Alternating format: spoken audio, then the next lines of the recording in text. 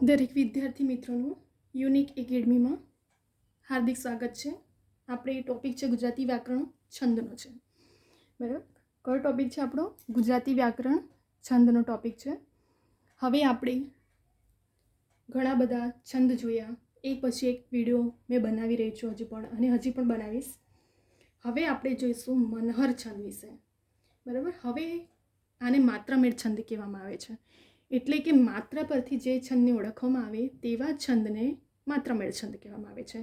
જેમાં મનહર, અનુષ્ટુપ, બરાબર, એ બધા મનહર તમારા માત્રામેળ છંદ છે. તો હવે હું સ્ટેપ બાય સ્ટેપ સમજાવીશ અને શીખવાડીશ. એટલે તમને ઓળખતા ઇન શોર્ટમાં, જેવી રીતે આગળના છંદ મેં ઇન શોર્ટમાં શીખવાડ્યું તમને, એવી જ રીતે આપણે મનહર, મોસ્ટલી આ છંદ પૂછાય છે, મનહર, અનુષ્ટુપ, દોહરો. તો આને ઇન શોર્ટમાં કેવી રીતે ઓળખવામાં આવે છે? બરાબર, તો હવે આપણે થોડું જોઈએ, સોલ્વ કરીએ ઉદાહરણો. મનહરના અક્ષર કેટલા? 31. યાદ રાખજો, અક્ષર યાદ રાખજો, કેમ કે અક્ષર પરથી તો એક ક્વેશ્ચન બને જ છે. અને એની પંક્તિમાં જુઓ કેટલા 8, 8, 8, 7. હવે જો આના પરથી જ આપણને ઓળખવાનું હોય છે. જુઓ, હવે એક તો 31 અક્ષર, ગણો અક્ષર પહેલાં, 1, 2, 3. પહેલાં એક્ઝામ્પલ છે, ઊંટ કહે આ સભામાં, વાંકા અંગવાળા ભૂંડા, ભૂતળમાં પક્ષીઓને પશુઓ અપાર છે. હવે 31 શબ્દ જુઓ થાય છે. 1, 2, 3, 4, 5, 6, 7, 8, 9, 10, 11, 12, 13, 14, 15, 16, 17, 18, 19, 20, 21, 22, 23, 24, 25, 27, 28, 29, 30 ને 31 થઈ ગયા ટોટલ. આ જે આખી પંક્તિ આપી છે ને, તેના ટોટલ અક્ષર કેટલા થવા જોઈએ? 31 થવા જોઈએ. બરાબર, ઇન શોર્ટમાં તમે એક્ઝામમાં જે આપ્યું હશે ને તમને આવું, તો તમે ખાલી 31 શબ્દ પણ ગણી કાઢશો ને તોય તમારો આન્સર આવી જશે. બરાબર, પરંતુ જો તમને ગૂંચવવા માટે એવા બી સેન્ટેન્સ મૂકી શકે છે. તો બીજું કન્ફર્મ કરવું હોય તો જુઓ, પહેલાં જે અહીંયા 8, અહીં પણ 8 થવો જોઈએ, પછી બીજી પંક્તિમાં 8, અને ચોથી તમારું જે ચરણ બને છે એમાં 7 થવું જોઈએ. જો હવે કેવી રીતે થાય છે, 2, 3, 4, 5, 6, 7, 8. જો થયું, એક 8 આવી ગયો. હવે બીજું 8 જુઓ, બીજા ચરણમાં 1, 2, 3, 4, 5, 6, 7 ને 8 મળી ગયું. બીજું પણ ત્રીજું જુઓ, 1, 2, 3, 4, 5, 6, 7 ને 8, 8 મળી ગયું. હવે ત્રીજું 7 હશે. જુઓ, 1, 2, 3, 4, 5, 6 ને 7 મળી ગયું. ટોટલ આપણને ઓળખાઈ ગયું. તરત જ મનહર છંદ. 31 શબ્દો પહેલાં ગણી કાઢો. અને મનહર છંદમાં જે તમારું ચરણ બને છે, પ્રથમ ચરણ, બીજું ચરણ, ત્રીજું ચરણ ને ચોથું ચરણ. તો પ્રથમ ચરણમાં 8 શબ્દો હોય છે, બીજા ચરણમાં પણ 8 હોય છે, ત્રીજામાં પણ 8 હોય છે, પરંતુ ચોથા ચરણમાં 7 શબ્દો હોય છે. કન્ફ્યુઝન ના થવું જોઈએ. ફરી એકવાર 8, 8, 8 ને 7 આટલું યાદ રાખજો. મનહર છંદમાં 1 માર્ક્સ 31 ટોટલ અક્ષરના. બીજું તમારું આ પંક્તિ 4 યાદ રાખજો કે ઊંટ કહે આ સભામાં વાંકા અંગવાળા ભૂંડા, ભૂતળમાં પક્ષીઓને પશુઓ અપાર છે. તો આપણે જે રીતે ટોટલ મેં શબ્દ ગણ્યા, ટોટલ આપણા અક્ષર કેટલા હતા આખા ચરણને મળીને? ટોટલ 31. અને પ્રથમ ચરણમાં 8 શબ્દ ગણ્યા, બીજા ચરણમાં પણ 8 છે, ત્રીજામાં પણ 8 છે, અને ચોથામાં 7 છે. તો આપણે ઓળખાઈ ગયું મનહર છંદ છે. બરાબર, હવે બીજું જો એક્ઝામ્પલ, આંધળી દડેને આટો 4 સાન ચાટી જાય, એ આટો ક્યારે એને આવશે આહારમાં. ચલો 31 થાય છે. પહેલાં તો શબ્દ 1, 2, 3, 4, 5, 6, 7, 8, 9, 10, 11, 12, 13, 14, 15, 16, 17, 18, 19, 20, 21, 22, 23, 24, 25, 27, 28, 29, 30 ને 31 મળી ગયું. ટોટલ 31 શબ્દ આપણને મળી ગયા. આપણે અક્ષર, હવે આ અક્ષર 31 તો મળી ગયું. હવે ચલો ચરણ કમ્પ્લીટ કરીએ. પ્રથમ ચરણમાં 8 છે, 1, 2, 3, 4, 5, 6, 7 ને 8 છે. પ્રથમ ચરણમાં 8, યસ. બીજા ચરણમાં 1, 2, 3, 4, 5, 6, 7, 8 જોઈન્ટ છે એટલે એને સાથે એક ગણવામાં આવે છે. આ બીજું ચરણ પણ 8 છે, મળી ગયું. ત્રીજું પણ 8 હોવું જોઈએ. 1, 2, 3, 4, 5, 6, 7 ને 8 જોઈન્ટ શબ્દને યાદ રાખજો, એક જ ગણવામાં આવે છે. અને ચોથા ચરણમાં 7 હોવું જોઈએ. 1, 2, 3, 4, 5, 6 ને 7 મળી ગયા. ટોટલ થઈ ગયું કમ્પ્લીટ. આવી ગયું આપણે જવાબ. મનહર છંદ છે. પહેલા ચરણમાં 8, બીજા ચરણમાં પણ 8 અક્ષર, ત્રીજામાં પણ 8 અક્ષર, અને ચોથામાં 7 અક્ષર, અને ટોટલ 31. 8 ને 8, 8 2 16, 8 24, 24માં 7 મળશે તો 31 થઈ જશે. બરાબર, આવી રીતે આપણે મનહર છંદને ઓળખીએ છીએ. હવે જોઈશું આપણે અનુષ્ટુપ છંદ. તો અનુષ્ટુપમાં શું છે? અનુષ્ટુપમાં જે રીતે અહીં 8, 8, 8, 7 હતા શબ્દોનો ચરણ, એવી રીતે અહીં સેમ છે, પરંતુ અહીં 8, 8, 8 ને 8 જ છે.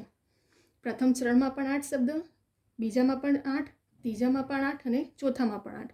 હવે આપણે જોઈએ, છાયો તો વડના જેવી, ભાવ તો નદના સમ, દેવોના ધામના જેવું હૈયું જાણે હિમાલય. ચલો શબ્દ પહેલાં 8 ચરણ ગણીએ થાય છે 1 2 3 4 5 6 7 ને 8 મળી ગયું પહેલો 8. બીજું પણ 8 જ હોવું જોઈએ 1 2 3 4 5 6 7 ને 8 બીજું પણ 8 છે. તમે પણ ગણી જોજો 1 2 3 4 5 6 7 ને 8 ત્રીજું ચરણ બી 8 છે. ચોથું જુઓ 1 2 3 4 5 6 7 ને 8 મળી ગયા.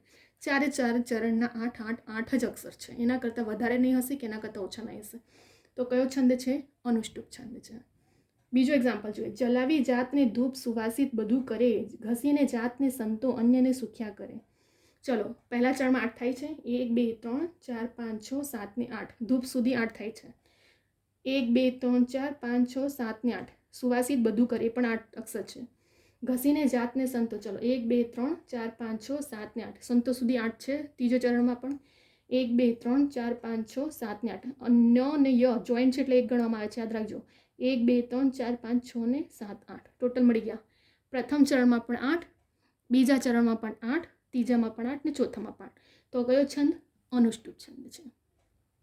બરાબર યાદ રાખજો. મનહરમાં કન્ફ્યુઝન નથી. મનહરમાં 8 8 8 ને 7 છે અને અનુષ્ટુપમાં ચારે 4 ચરણમાં 8 8 8 જ અક્ષર હોવા જોઈએ. હવે આપણે દોહરો જોઈશું. દોહરોમાં શું છે? બંધારણનું પ્રથમ અને ત્રીજા ચરણમાં 13 માત્રા અને બીજા અને ચોથા ચરણમાં 11 માત્રા. આપણે ફક્ત 13 માત્રાથી જ ઓળખી કાઢશું. જુઓ હવે મેં શીખવાડું છું તમને. એક ઉદાહરણ જોઈએ.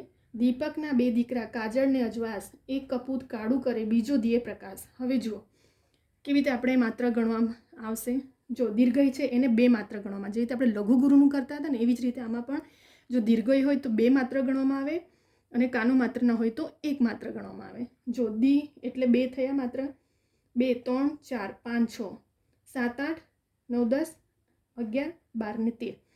જો કાનો માત્ર હોય તો એ શબ્દને 2 માત્ર ગણવામાં આવે છે અને જો કાનો માત્ર ના હોય તો એ શબ્દને 1 માત્ર ગણવામાં આવે છે. ફરીવાર જો દીને દીર્ઘય છે તો એના કેટલા 2 થયા. પને 1 1 2 એવી રીતે 2 છે તો 2 ગણાશે. દી તો 2 ગણાશે 1 2 ગણો 2 3 4 5 6 7 8 9 10 11 12 ને 13 થઈ ગયા ટોટલ 13 માત્રા. અહીં જુઓ હવે 2 3 4 5 6 7 8 9 10 11 ને 12 ને 13 થઈ ગયું ટોટલ. હવે જુઓ શું થાય છે અહીં. હવે સોરી અહીં આપણે 13 ને અહીં 11 ફરી વાર ગણીએ 2 3 4 5 6 7 8 9 10 ને 11. મેં સોને મને થોડુંક કાનો જેવું લાગ્યું તો મેં ધ્યાન આપ્યું. સોરી ફરી વાર આપણે એકવાર જોઈએ. દીપકને 2 દીકરા કાજળને અજવાસ. તો પ્રથમ ચરણમાં 13 માત્ર અને બીજા ચરણમાં 11 માત્રા. હવે યાદ રાખજો જો દીર્ઘય હોય બરાબર રસ્વઈ દીર્ઘય છે તો આપણે કહીએ ને કે કાનો માત્ર હોય તો 2 ગણવાના અને જો કાનો માત્ર ન હોય તો એને 1 માત્ર ગણવાની. તો દીને દીર્ઘય છે તો 2, પને કશું નથી તો 1, કને કશું નથી તો 1, નને કાનો છે એટલે 2, બને માત્ર છે તો 2, દીને છે તો 2, કને નથી રને છે તો ગણો 2 3 4 5 6 7 8 9 10 11 12 ને 13. પ્રથમ ચરણમાં 13 મળી ગઈ માત્રા. હવે બીજા ચરણમાં ગણો 11 થાય છે 2 1 1 2 1 1 2 ને 2 કેટલા થયા 2 3 4 5 6 7 8 9 10 ને 11 મળી ગઈ આપણને. બરાબર. તો એવી રીતે ફક્ત પ્રથમ ચરણને તમે 13 માત્રા અને 11 માત્રા પરથી આપણે તરત દોરો છંદ ગણી શકીએ છીએ, સોલ્વ કરી શકીએ છીએ, ઓળખીને પણ આપણે મેળવી શકીએ છીએ. ફરી એકવાર દોહરો છંદમાં માત્રા ઓળખવામાં આવે છે. પ્રથમ ચરણમાં 13 માત્રા અને બીજા ચરણમાં 11 માત્રા. પરંતુ મેં તમને શીખવાડી પણ દીધું છે કે માત્રા કેવી રીતે ગણવામાં આવે છે. જો કાનો માત્ર હોય તો પછી 2 અને જો કાનો માત્ર ન હોય તો 1 ગણવામાં આવે છે. બરાબર. અહીં આપણું મનહર છંદ, અનુષ્ટુપ છંદ અને દોહરો છંદ મોસ્ટલી કોઈ એક્ઝામમાં પૂછાતા છંદ છે. તો આપણે થોડું વધારે ધ્યાન આપશું. ફરી એકવાર હું ખાલી રિવિઝન કરાવી દઉં છું. મનહરમાં ટોટલ 1 માર્ક્સનું અક્ષર 31. પંક્તિમાં શું કીધું મેં તમને 8 8 8 ને 7. પ્રથમ ચરણમાં 8, બીજા ચરણમાં પણ 8, ત્રીજામાં પણ 8 અને ચોથામાં 7. મેં તમને શબ્દ પણ ગણી બતાવ્યા કે પ્રથમ ચરણમાં 8 શબ્દ હશે, બીજામાં પણ 8, ત્રીજામાં અહીં સુધી 8 અને ચોથામાં 7 અને આ બધા ગણશો તો 31 અક્ષર બની જશે. અનુષ્ટુપ. તો અનુષ્ટુપમાં શું થાય છે દરેક ચારે 4 ચરણમાં 8 8 8 8 જ અક્ષર હશે. તમને મેં ગણીને પણ પડે તો જેવી સુધી છે ત્યાં પણ 8 થાય છે, આ પણ 8 થાય છે, દેવોના ધામ જેવું સુધી પણ 8, અને હૈયું જાણે હિમાલય, અહીં સુધી ટોટલ અક્ષર 8. પ્રથમ ચરણ, બીજું 8, ત્રીજું 8, ચોથું 8. 8 8 8 8 અક્ષર જ થાય છે. તમે જાતે પણ ગણીને જોજો, સ્ક્રીનશોટ લોજો, સ્ક્રીનશોટ લઈને પણ કરી શકો છો, બીજા એક્ઝામ્પલ પણ સોલ્વ કરી લેજો, થશે તમને આન્સર તરત જ મળી જશે. હવે અહીં પણ એવું છે, જલાવી જાતને ધૂપ, અહીંયા સુધી સ્ટોપ કરીએ. 8 પ્રથમ ચરણ, બીજું સુવાસિત બધું કરે, આ પણ 8 જ છે. ઘસીને જાતને સંતો, 8 જ શબ્દ છે, 3 3 6 7 ને 8. પછી મેં એટલું પણ તમને ફોકસ કરવા કીધું છે કે જો જોઈન્ટ હોય તો 1 ગણવામાં આવે છે, યાદ રાખજો. તો 1 2 3 4 5 6 7 ને 8 થઈ ગયા આપણા ટોટલી. તો અનુષ્ટુપ છંદમાં 8 8 8 8 8 8 પ્રથમ, બીજા, ત્રીજા, ચોથા ચરણમાં 8 જ અક્ષરો હોય છે. હવે દોરોમાં, તો દોરોમાં મેં તમને શું કીધું, ફર્સ્ટ લાઇનથી જ આપણે ઓળખી શકીએ છીએ. અને પ્રથમ ચરણમાં શું હશે, 13 માત્રા, અને બીજા ચરણમાં 11 માત્રા. બસ આટલું જ, આપણે નીચે સુધી જવાની જરૂર જ નથી. તો મેં તમને શીખવાડ્યું પણ કે જો કાનો માત્ર હોય તો 2 માત્ર ગણવામાં આવે છે, અને જો કાનો માત્ર ન હોય તો 1 ગણવામાં આવે છે. અહીં જો ફરી એકવાર દને મેં તમને શીખવાડ્યું, 2 પ અને કને નથી તો 1 1 માત્ર ગણવાનું. ન ને કાનો છે તો 2 માત્ર, બને માત્ર છે તો 2 ગણવામાં આવશે, દને છે તો 2, કને કશું નથી તો 1 માત્ર, રને છે તો 2 માત્ર, કને કાનો છે તો 2 માત્ર, જ અને અડને નથી તો 1 1 ગણવાનું, નને માત્ર છે તો 2, અને 1, જને 1, વને કાનો છે તો 2, અને સને 1 છે. ચલો હવે ગણો, 2 3 4 5, 2 2 4 5 ને 6 7 8 9 10 11 12 ને 13 મળી ગયું. હવે અહીં 11 મળવું જોઈએ. 2 3 4, 2 2 4 ને 5 6 7 8 9 10 11 થઈ ગયા આપણા ટોટલ 13 માત્રા. બીજા ચરણમાં, પ્રથમ ચરણમાં 13 માત્રા, અને બીજા ચરણમાં 11 માત્રા. બરાબર. ઇન શોર્ટમાં બસ આના કરતાં શોર્ટ ટ્રીક નહીં મળશે. આ જ છે આપણે ખાલી અક્ષર બહુ સિમ્પલ અને ઇઝી છે. ફક્ત અક્ષરો યાદ રાખો અને દોરોમાં જ માત્રા યાદ રાખો, 13 ને 11. તો અહીં આપણા મનહર, અનુષ્ટુપ અને દોરો છંદ કમ્પ્લીટ થઈ ગયું છે. બરાબર. અને આ છંદ ઇમ્પોર્ટન્ટ છે કેમ કે ઘણી એક્ઝામોમાં પૂછાય જ છે આવો, તો આપણે માર્ક્સ તો નથી જ જવા દેવાનું છંદમાં. બરાબર. હવે આપણે નેક્સ્ટ વિડીયો લઈને આવશું. એવા હજી ઘણા છંદના પ્રકારો છે, બીજા પણ હું વિડીયો બનાવીશ એવું, અને ઇન શોર્ટમાં કેવી રીતે ઓળખવામાં આવે છે તે પણ હું શીખવાડીશ. હવે વિદ્યાર્થી મિત્રો, જો તમને આ વિડીયો ગમે તો તમે લાઇક, શેર અને સબસ્ક્રાઈબ કરો. સ્ક્રીનશોટ લો, તમારી નોટબુક બનાવો, જેમાં કરીને તમે આ બધું લખો. જે લખશો તો વધારે યાદ રહેશે, અને તમે એક્ઝામના ટાઈમે ફક્ત રિવિઝનનો સમય રહેશે તમારી પાસે, અને એક્ઝામ તો હવે એમ પણ નજીક જ છે. તો આપણે કેવી રીતે મનહર, અનુષ્ટુપ, દોરો છંદને અક્ષર વડે, માત્રા વડે કેવી રીતે ઓળખવામાં આવે છે, આખું ડીપમાં મેં તમને સમજાવ્યું છું અને સમજાવું જ છું. શોર્ટમાં ખાલી લખીને કંઈ મતલબ નથી, તમને સમજવું બહુ ઇમ્પોર્ટન્ટ છે. બરાબર. તમે નિયમોને જ્યાં સુધી સમજશો નહીં ને ત્યાં સુધી તમને બધી વસ્તુ અઘરી છે. વ્યાકરણના જો નિયમ સમજી જશો ને તો કોઈ પણ તમને કશેથી પણ પૂછશે ને પેપર સેટર, તો તમને દરેક છંદના ઉદાહરણના આન્સર આવડશે. બરાબર. તો અહીં આપણે વિડીયોને સ્ટોપ કરીએ છીએ. હવે આપણે બીજા બધા પણ એવા ટોપિકો લઈને આવશું. હજુ ઘણા બધા વ્યાકરણના ટોપિકો છે. બધી એક્ઝામો પણ નજીકમાં છે. કેટલા બધા એક્ઝામોના તો ફોર્મ પણ ભરાઈ ગયા અને ભરાઈ રહ્યા છે, અને આવનાર પણ કેટલી બધી એક્ઝામો છે. તો એવું નથી કે આ વ્યાકરણ છંદ ફક્ત એક જ એક્ઝામ માટે ઇમ્પોર્ટન્ટ છે. દરેક એક્ઝામના સિલેબસમાં ગુજરાતી વ્યાકરણ ટોપિક છે, ભલે એ પછી પ્રિલિમ હોય કે મેન હોય. એટલે આ વિડીયો દરેક સ્ટુડન્ટ માટે ઇમ્પોર્ટન્ટ છે. પછી પોલીસ કોન્સ્ટેબલ કે પછી ટેટ ટાટ જે પણ બધી નીકળીઓ છે એક્ઝામો, સીસી, બરાબર, જીપીએસસી, એસટીઆઈ, બધી દરેક એક્ઝામમાં ગુજરાતી વ્યાકરણ છે, પ્રિલિમમાં હોય કે મેનમાં હોય, ટોપિક છે જ આપણો. તો પછી આ દરેક સ્ટુડન્ટ, દરેક એક્ઝામના સ્ટુડન્ટ માટે ઇમ્પોર્ટન્ટ છે. ઇવન છંદ તો તમારું 10th 11th 12thના સ્ટુડન્ટ માટે પણ આ ઇમ્પોર્ટન્ટ છે. બરાબર. કેમ કે છંદ તો આપણે 10thથી જ ભણતા આવ્યા છે.